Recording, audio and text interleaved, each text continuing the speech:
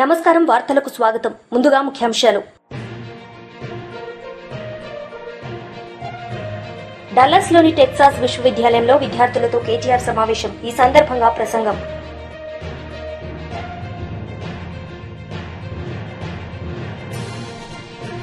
మాజీ మంత్రి సజ్జల రామకృష్ణారెడ్డి మీడియా సమావేశం. పలు అంశాలపై వివరణ. డల్లాస్లోని టెక్సాస్ విశ్వవిద్యాలయంలో విద్యార్థులతో కేటీఆర్ సమావేశమయ్యారు. ఈ సందర్భంగా విద్యార్థులను ఉద్దేశించి కేటీఆర్ ప్రసంగించారు. Even to just talk to my parents, we had those scratch cards, I don't know if any of you know that. Those stupid scratch cards, you have to do that, and then you literally were counting, because you're a student, you don't have enough money, and you don't want to burn a hole in your parents' pocket, so you would want to be judicious, right? So, డబ్బులు ఎక్కువ ఖర్చు పెడుతున్నామని guilty feeling ఉంటుంది, parents డబ్బులు కదా అని. అట్లాంటి phone చేసి 10 నిమిషాలు మాట్లాడదామంటే కూడా ఇండియాలో ఎస్టీడీ బూత్లు ఉండేది ఒకప్పుడు, ఐఎస్డి ఎస్టీడీ బూత్లు. అది చూస్తూ మాట్లాడాలన్నమాట. అది ఎట్లెట్లా రేటు పెరుగుతుంటే అట్లా మన బీపీ పెరుగుతుంది. డబ్బులు అయిపోతున్నాయి, అరేంజ్మెంట్ పెట్టేయాలి, ఆ టైప్ లో ఉండేది ఒకప్పుడు. కానీ ఇప్పుడు everything is so cool. You have wifi connectivity, you can call your mom and dad, you can face time them, you can talk to them, you can even engage in a conference call with all of your siblings or family members, etc. So things are very, very different now, and connectivity also has improved rapidly. I'm sure Dallas has direct flights back to India. Not yet? Oh, that sucks. I thought you guys had direct flights, no? So మాకు అప్పుడైతే ఇంకా కష్టం, 2-3 ఫ్లైట్లు మారిపోవాలి, అది కూడా long లేఓవర్స్. అసలు US రావాలంటేనే సప్త సముద్రాలు దాటి అదే పోరాటం లాగా ఉండేది మాకు.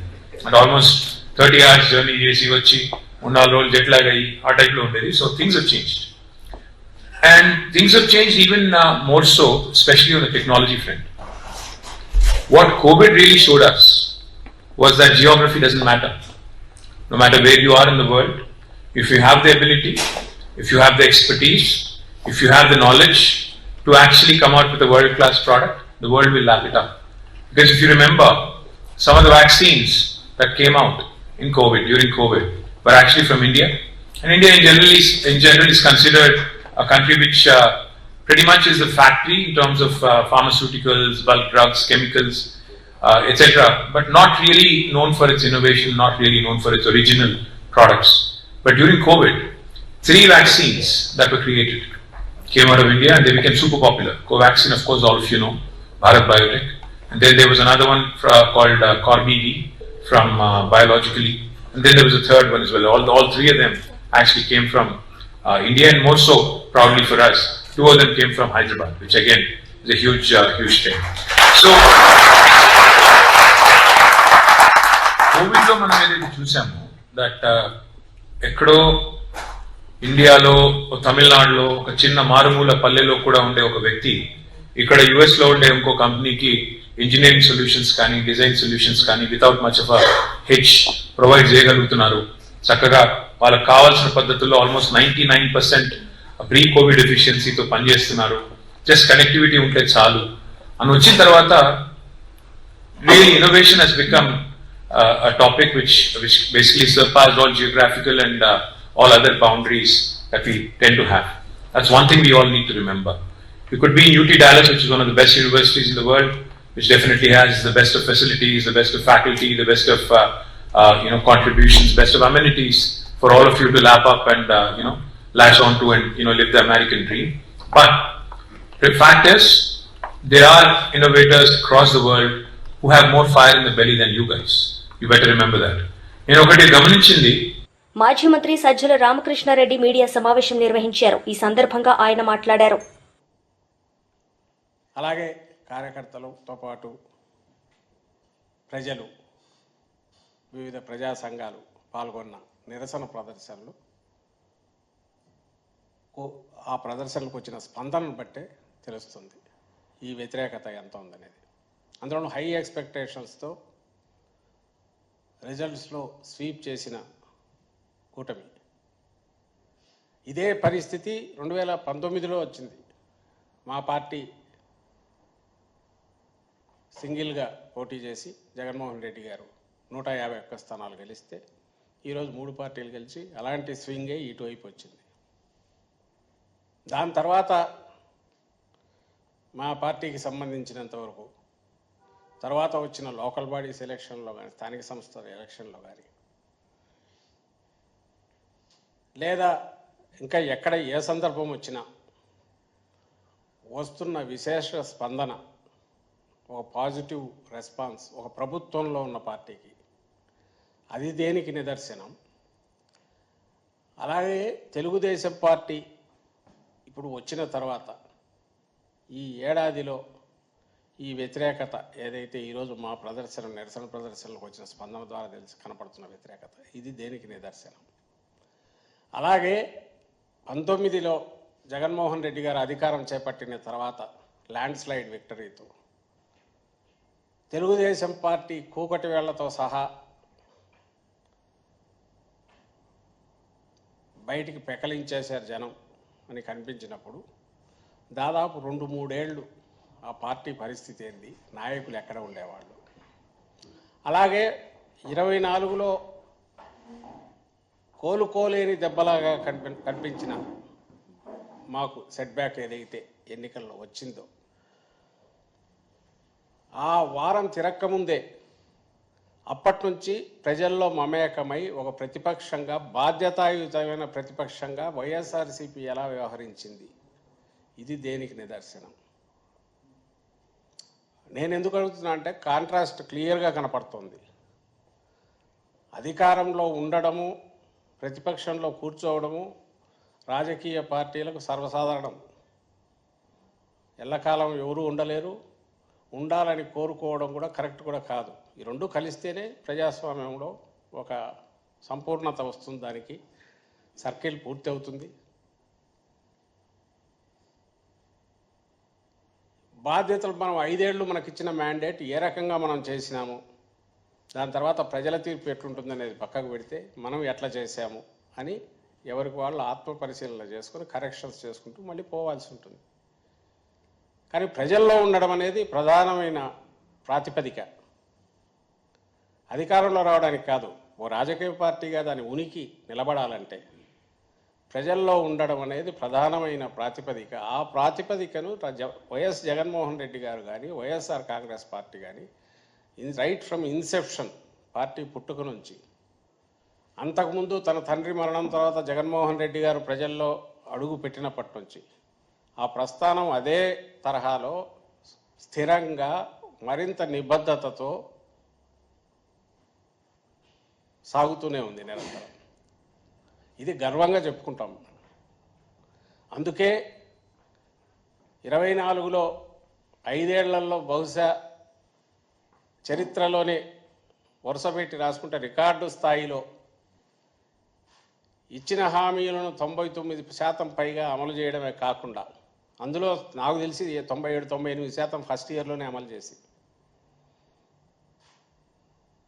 అలాగే వివిధ రంగాల్లో ఒక హోలిస్టిక్ అప్రోచ్తో, అంటే సమగ్రంగా ఎండ్ టు ఎండ్ సొల్యూషన్స్ తీసుకొచ్చే రకంగా గుడ్ గవర్నెన్స్ దగ్గర నుంచి, proper and good governance, not థియరీలో కాదు, ప్రాక్టికల్గా డెలివరీ మెకానిజం దగ్గర నుంచి, అలాగే విద్యా, వైద్యము, వ్యవసాయ రంగాలు, కీలక రంగాల్లో ఎక్కడ చేయూత అవసరమవుతుందో, ఎక్కడ ఇంటర్వెన్షన్ అవసరం ఉందో అక్కడ చేసుకుంటూ, ఇంకో పక్క హ్యూమన్ రిసోర్సెస్ పెంచే రకంగా భవిష్యత్ తరాలకు ఎడ్యుకేషన్ సెక్టర్కు సంబంధించిన గ్యారంటీ ఇస్తూ, హెల్త్ ఖరీదైన హెల్త్ కాస్ట్ పెరిగిన నేపథ్యంలో హెల్త్ సెక్టర్ను కూడా పరిపుష్టం చేస్తూ, ప్రభుత్వ రంగాన్ని ప్రమేయం పెంచుతూ, మరోపక్క ఇన్ఫ్రాస్ట్రక్చర్ ప్రాజెక్ట్స్, పోర్టు లాంటి వీటి మీద కూడా దృష్టి పెడుతూ. BJP MLA Elleti Maheshwar Reddy media సమావేశం నిర్వహించారు. ఈ సందర్భంగా ఆయన మాట్లాడారు. మరి ఆర్టీసీ సిబ్బందికి ప్రభుత్వంలో విలీనం చేసుకున్నటువంటి అంశం కానివ్వండి, మీరు ఎన్ని హామీలు అయితే ఇచ్చారో అన్ని హామీలు రేపు క్యాబినెట్లో చర్చకు పెట్టి క్యాబినెట్లో చర్చించాలని ఎజెండాగా పెట్టుకోవాల్సిందిగా గౌరవ ముఖ్యమంత్రి గారు నేను కోరుతా ఉన్నాను. ఏడాదిన్నర కాలంలో రైతులను నిలువునా దగా చేసినటువంటి ప్రభుత్వం రేవంత్ ప్రభుత్వం. 6 గ్యారంటీల్లో రెండవదిగా రైతు భరోసా పథకం. మరి రైతు భరోసా పథకం కింద రైతులకు కౌలు రైతులకు ఏడాదికి 15,000 రూపాయలు ప్రతి ఏడాది ఇస్తామని చెప్పినటువంటి రేవంత్ సర్కారు దాన్ని 12,000కి కుదించి అది కూడా ఒక రబీ సీజన్ ఎగ్గొట్టారు. ఖరీఫ్ సీజన్లో కేవలం 4 ఎకరాలకి పంటకు డబ్బులేసి మళ్ళీ రబీ సీజన్ వచ్చిన ఇప్పటి వరకు దాని ఆలోచన చేసే దిశగా కూడా ప్రభుత్వం ఆలోచన చేస్తలేదు. మరి రేపు మీ క్యాబినెట్ మీటింగ్లో ప్రతి రైతుకు మీరు అధికారులు వచ్చిన ఏడాదిన్నరలో ప్రతి ఎకరాకు మీరు ఎంతైతే బాకీ ఉన్నారో ఆ బాకీ అంతా కూడా ఖచ్చితంగా రేపు మీ క్యాబినెట్ మీటింగ్లో నిర్ణయం తీసుకొని వెంటనే జమ చేయాల్సిందిగా భారతీయ జనతా పార్టీ తరఫున డిమాండ్ చేస్తూ ఉన్నాం. అంతేకాదు ఏదైతే మీరు జనవరి రిపబ్లిక్ డే రోజున మీరు ప్రకటించి ఇప్పటి వరకు రైతు భరోసాలో డబ్బులు రైతు ఖాతాలో జమ చేయకపోవడం అనేది చాలా బాధాకరం. ఇది కేవలం రైతులను మోసం చేయడం, ఇచ్చిన హామీలను ఎగబెట్టే ప్రభుత్వంగా మారిన సంగతిని తెలియజేస్తా ఉన్నాను. యనుమల రేవంత్ రెడ్డి ఎగవేతల రేవంత్ రెడ్డిగా మారి ఈ రాష్ట్రాన్ని పూర్తిగా అన్ని వర్గాల ప్రజానీకాన్ని మోసం చేస్తున్నటువంటి రేవంత్ రెడ్డి గారి ప్రభుత్వం రేపు క్యాబినెట్లో మీ ఆస్థాన గుత్తదారుల కోసమో మీ క్యాబినెట్లో మీకు సంబంధించినటువంటి మంత్రుల కోసమో సంబంధించిన వారి కోసమో లబ్ధి చేకూర్చుకునేటువంటి ఎజెండాను పెట్టుకుంటారు తప్ప రైతుల కోసం, అట్టడుగు బడుగు బలహీన వర్గాల కోసం మీరు ఇచ్చిన హామీల కోసం, మీరు ఇచ్చినటువంటి రైతు సంక్షేమం కోసం మీరు ఏ నిర్ణయం తీసుకోబోతున్నారో. పోలిట్ బ్యూరో సభ్యులు కాల్వ శ్రీనివాసులు మీడియా సమావేశం నిర్వహించారు. ఈ సందర్భంగా ఆయన మాట్లాడారు. 83,58,743 మంది ఓట్లేశారు ఈ రాష్ట్ర ప్రజలు. అంటే 55.2% మంది ఓట్లు ఎన్డీఏ కూటమికి వేశారు. ఈ 1,83,00,000 మంది తీర్పును వెన్నుపోటుగా చిత్రీకరిస్తున్న జగన్మోహన్ రెడ్డిని ఏమనాల? ఒక రాజకీయ పార్టీకి అధ్యక్షుడిగా ఉండి 5 ఏళ్ళు ఒక రాష్ట్రానికి ముఖ్యమంత్రిగా పనిచేసిన వ్యక్తి ప్రజా తీర్పును అపహాస్యం పాలు చేసే విధంగా, ఓట్లేసిన ప్రజలను అవమానించే రీతిలో ఈ రకమైన వెన్నుపోటు దినమని ప్రకటించడం అనేది అత్యంత దుర్మార్గమైన చర్య. ఎవరికి వెన్నుపోటు పొడిచారో జగన్మోహన్ రెడ్డి ఆత్మ పరిశీలన చేసుకోవాలి. అంటే ఇంత గొప్ప తీర్పు ఇచ్చిన ప్రజలను అవమానించే విధంగా దానికి ఆ రకమైన పేరు పెట్టడం అనే దుస్సాహసానికి జగన్మోహన్ రెడ్డి ఎందుకు ఒడిగడతా ఉన్నాడు? అతని మానసిక పరిస్థితి ఏ విధంగా ఉంది అని మనం సమీక్ష విశ్లేషణ చేసుకోవాల్సిన సమయం వచ్చిందని ప్రజానీకానికి మేము విజ్ఞప్తి చేస్తూ ఉన్నాం. ఎందుకంటే రాజకీయాల్లో అనేక మంది నాయకులు వస్తూ ఉంటారు, పార్టీలు వస్తూ ఉంటాయి, ఎన్నికల్లో పోటీ చేస్తూ ఉంటాయి. కొన్ని పార్టీలు 10 ఏళ్ళు 20 ఏళ్లకు కనుమరుగైతూ ఉంటాయి. జగన్మోహన్ రెడ్డికి 2019లో ప్రజలు 151 స్థానాలు ఇచ్చి గౌరవించారు. మేము ఆ రోజు వెన్నుపోటు అనలేదే, ప్రజా తీర్పును గౌరవించాం. 5 సంవత్సరాలు ప్రజలు జగన్మోహన్ రెడ్డికి ఈ రాష్ట్రాన్ని పరిపాలన చేయమని అవకాశం ఇస్తే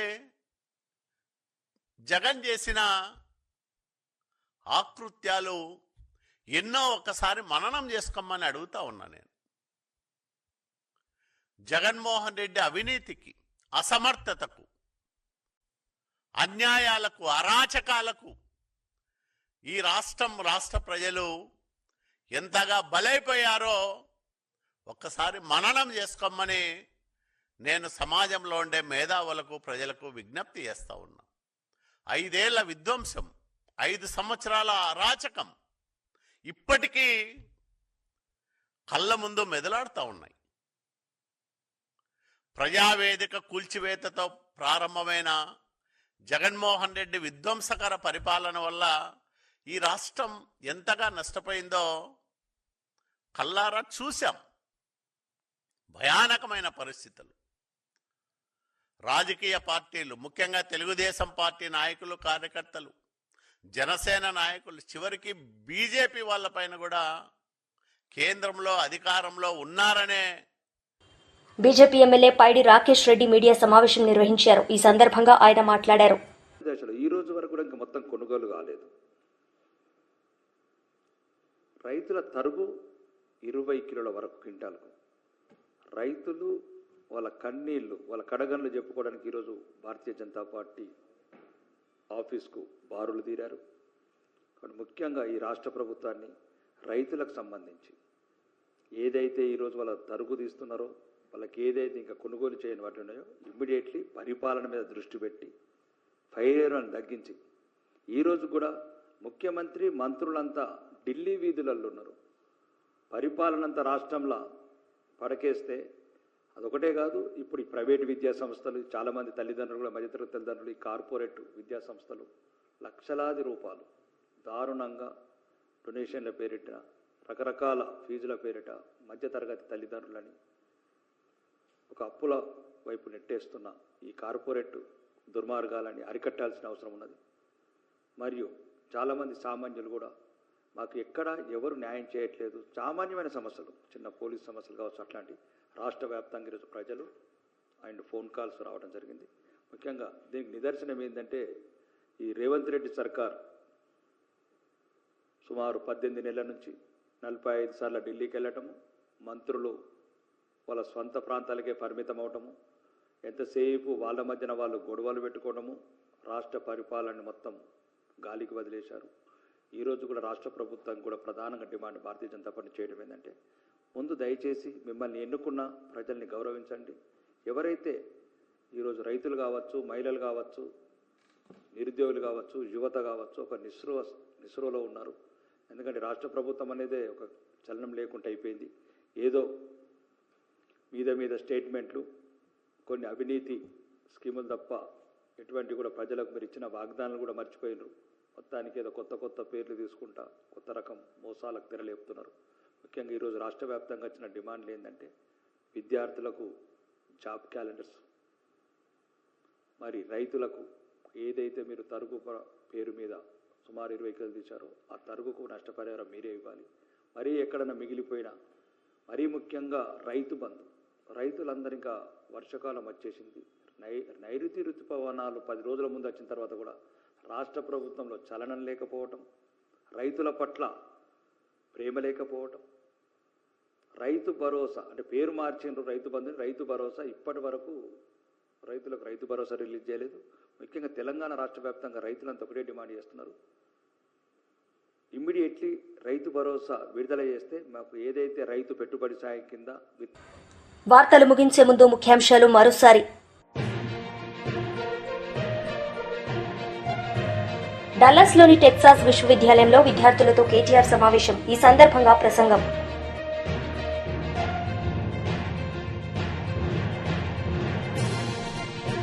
మాజీ మంత్రి సజ్జల రామకృష్ణారెడ్డి మీడియా సమావేశం. పలు అంశాలపై వివరణ. ఈ వార్తలు ఇంతటితో సమాప్తం. తిరిగి ప్రసారమయ్యే వార్తల్లో మళ్లీ కలుద్దాం. అంతవరకు సెలవు. నమస్తే.